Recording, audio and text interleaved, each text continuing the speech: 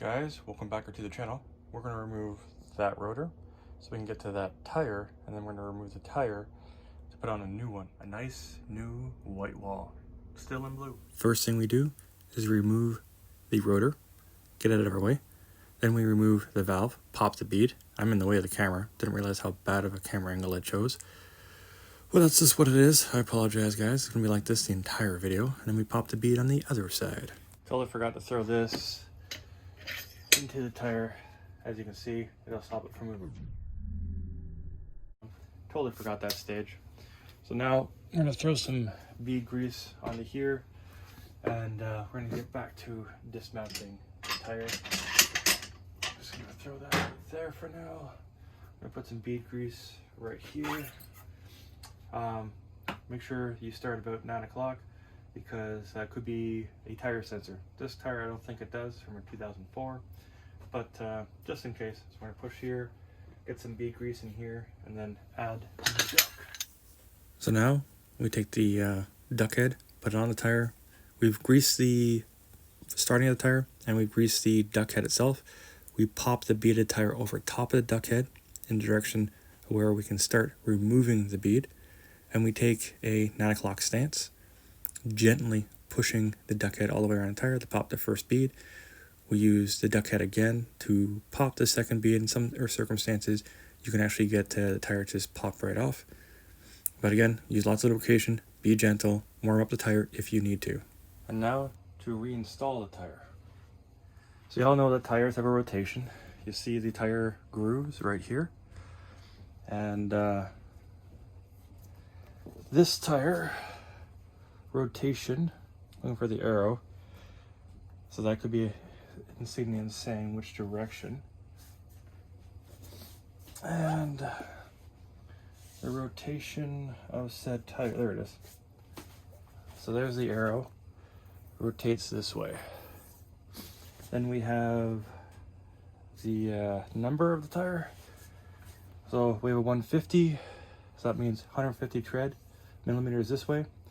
80B, so you have an 80 millimeters of tire tread this way, and the 16 represents the measurement for the rim. So that's a 16-inch rim.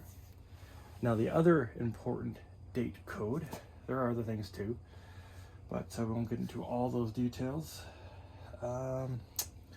Looking for the 4-digit date code. There's a stamp for the manufacturer, there it is. So 2 digits for the week, as you see right here, and then 2 digits for the year. So the 18th week of the 14th year. So 2014 is when this tire was brand new. Shrink wrap removal. So this tire has a date code of 14th week of the 22nd year. So she's about 2 years old. So he probably got a discount on it. Rotation goes this way. And it's the same tire that we got. Where the heck is the numbers? And I'll double check the rotation before I install it. So yeah, 140, 80, 16, and that means the tire is exact match.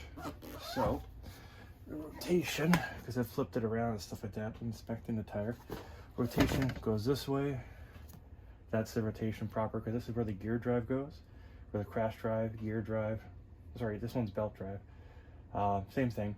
So the tire goes this way, tire goes this way. So we will both heat the tire up and make it nice and warm with a heat gun, and lubricate the rim, plop it on there, and tire should be, there it is. So this matches up to the valve stem. So this is the lightest point of the tire. Then I have the heat source. You can also leave it out in the sun, but it's not summer, and I'll move that around periodically.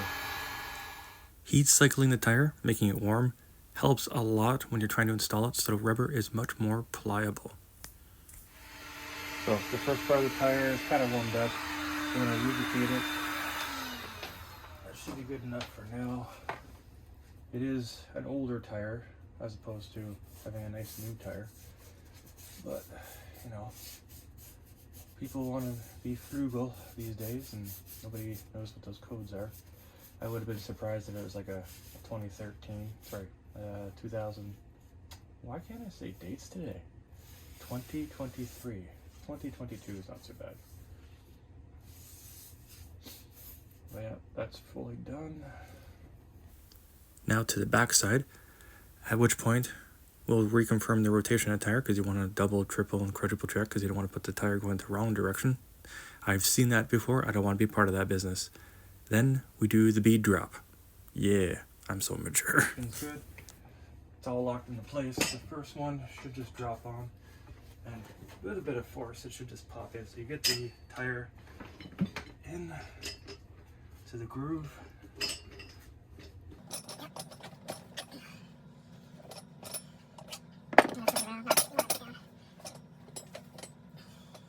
Ideally, this one wants to fight me a little bit.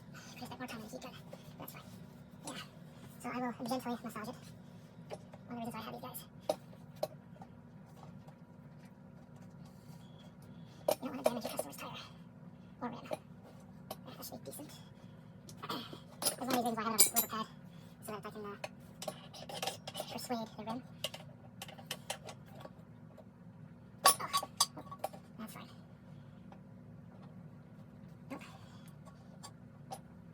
Gentle. Nice and gentle. Okay, it's gonna pop off.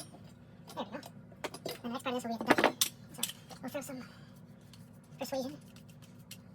The main problem for this is I didn't leave the duck head on the rim in place.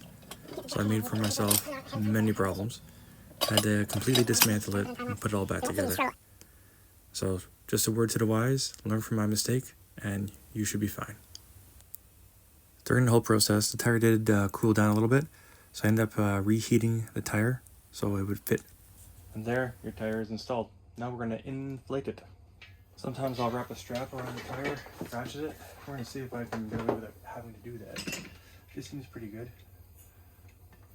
Oh yeah, we have to put the valve stem back in. Otherwise, it won't be eventful.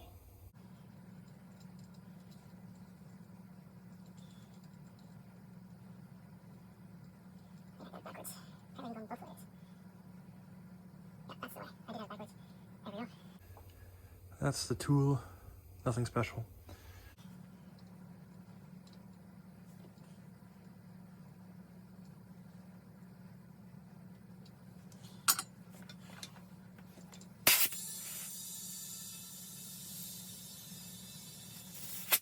One eternity later.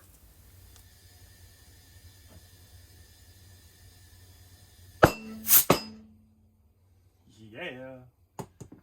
Ba-ding, ba-ding. So she's good all the way around. Take this out. She's good all the way around. Next we take the weights off. And we're going to try to get my little centering jig off. That's it. Now we have to put the right pressure in it because it's over pressurized, which is fine. And then we balance it. Next video. If you have any questions, comments, concerns, leave them down below and I'll catch you guys in the next one. Peace.